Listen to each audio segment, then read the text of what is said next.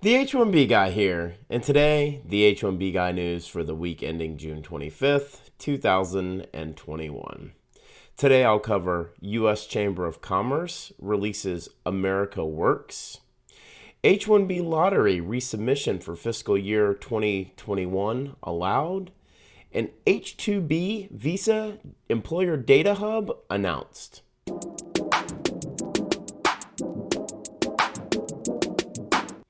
But before we get started, I'd like to ask you, if you haven't already, to please subscribe to the H1B Guy channel here on YouTube and like this video so that I can continue to produce more content like this for you. I also wanted to mention the H1B Guy offers a variety of consulting services. I help businesses and individuals solve complex work authorization issues in the recruitment process while bringing awareness to employment-based immigration benefits. If I can help you, please reach out. I'd love to hear how.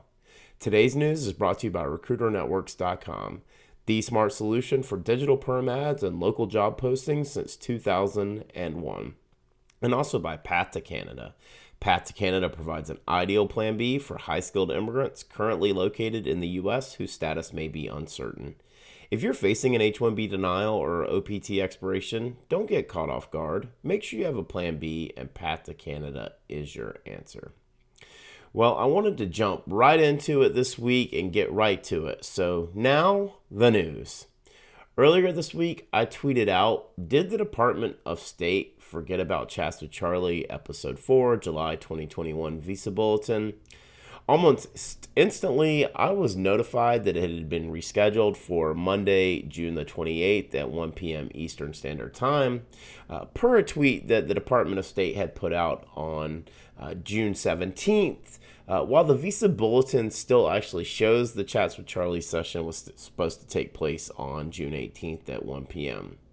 I, however, am still really interested to see what Charlie has to say about the aggressive movement we saw in July's bulletin and what we can expect going into August and September. In other news, the U.S. Chamber of Commerce recently launched their America Works campaign. The interesting thing about the America Works campaign is that they request increases to the annual allocation for both H1B visas and H2B visas. This seems to be a rapidly growing sentiment amongst associations like the Chamber of Commerce, as well as amongst scholars. More is better. While I agree that there is a shortage of human capital which continues to grow, we also need to fix the current system which mires certain individuals in decade-long waits for employment-based permanent residency. I wanted to thank the contributors from Improve the Dream who took time to join me last night during the Documented Dreamer Series Live, Episode 5. Improve the Dream goes to Washington, D.C.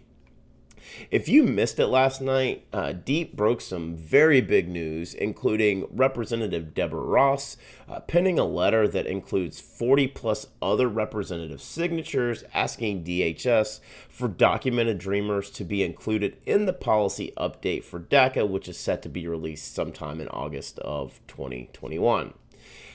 Deep also mentioned that Representative Ross is co-sponsoring bipartisan legislation with Representative Miller Meeks as a standalone bill aimed at preventing documented dreamers from aging out and providing future protections. The language and text for this is expected to be released sometime next week. If you haven't, please check out that stream and hear from the contributors to ImproveTheDream.org about their trip to Washington, D.C., where they met a range of immigration advocates, legislators, and their staffers. June 23rd, 2021, in an article, a news release posted on USCIS.gov that was titled USCIS will allow USCIS will allow resubmission of certain fiscal year 2021 H1B visa petitions rejected or closed due to start date.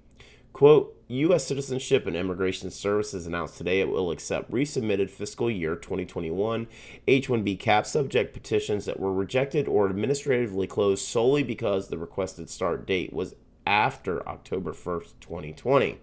If your fiscal year 2021 petition was rejected or administratively closed solely because your petition was based on a registration submitted during the initial registration period, but you requested a start date after October 1st, 2020, you may resubmit that previously filed petition with all of the applicable fees and such petitions must be resubmitted by October 1st, 2021. If properly submitted or resubmitted, we will consider the petition to have been filed on the original receipt date. The filing period for registration selected in August ended on November 16th, 2020. Some petitioners indicated a start date after October 1st, 2020. USCIS rejected or administratively closed those petitions because they were based on registration submitted during the initial period, but indicated a start date after October 1st of 2020. Upon reconsideration, USCIS no longer believes that the regulations required them to reject or administratively close those petitions. Here's another common sense policy update from USCIS under President Biden's administration. As has been a frequent discussion point here on this channel over the last few months, the electronic filing process for the H1B lottery has created some growing pains for petitioners, beneficiaries, and USCIS. The catch here is that this only applies to individuals who were selected in the second H1B lottery for fiscal year 2021, whose application was rejected due to invalid date requests. I'm going to assume that this will be the last time this is an issue, and I'm glad to see USCIS act on this discrepancy. I will admit, this isn't a surprise to see blanket rejections from USCIS during former President Trump's term, and I'm also not surprised to see President Biden's administration reconsider these kind of obscure prior USCIS rulings. In another news release posted on USCIS.gov on June 23rd, 2021, titled USCIS Launches H2B Employer Data Hub, quote, USCIS has launched an H2B Employer Data Hub to provide information to the public on employers or agents petitioning for H2B workers. The Data Hub is part of our continued effort to increase transparency in employment-based visa programs and allows the public to search for H2B petitioners by cap fiscal year all the way back to fiscal year 2015. Employer petitioner, name, city, state, zip code, worksite state, cap type, North American Industry Classification System Code, and Standard Occupational Classification Code. This information will help the public calculate approval and denial rates and review which employers are using the H2B program. USCIS will provide a downloadable annual release of the data, and they anticipate updating the H2B Employer Data Hub quarterly. For example, they will provide data for the first quarter, October to December, for a fiscal year in April of that fiscal year. Because the Data Hub is being launched while fiscal year 2021 H2B supplemental cap is in progress, supplemental cap petitioner information will not be immediately available. This information will be available in September of 2021. I'll admit that I already assumed that Employer Data Hub for H2B visas already existed in the same manner as the H1B Employer Data Hub exists. While I'm not as familiar with the H2B visa, I am a huge proponent of more transparency as it relates to annual number allocation and quarterly reporting. If trade associations and scholars are going to continue to promote an increase in the annual allotment for H2B visas, then the general public needs to have access to the data so that the overall demand for H2B visas is not questioned. For the full post on the H1B Guy news for the week ending June 25th, 2021, please check out the H1BGuy.com. And a reminder that today's news was brought to you by RecruiterNetworks.com. The smart solution for digital perm ads on local job postings since 2001. This national job board network provides recruitment websites in 1,024 major U.S. metro areas.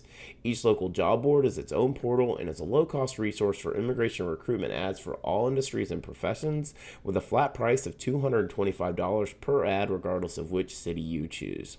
RecruiterNetworks.com has been the #1 place for immigration attorneys, immigration ad agencies, and employers to meet the DOL requirements for the digital portion of the perm advertisement rules.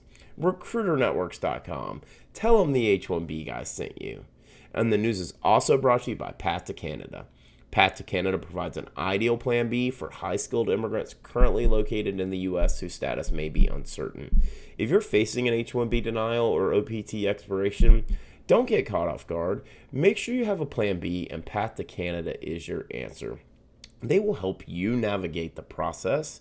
And if you're interested in finding out more, please be sure to click the link in the video description below.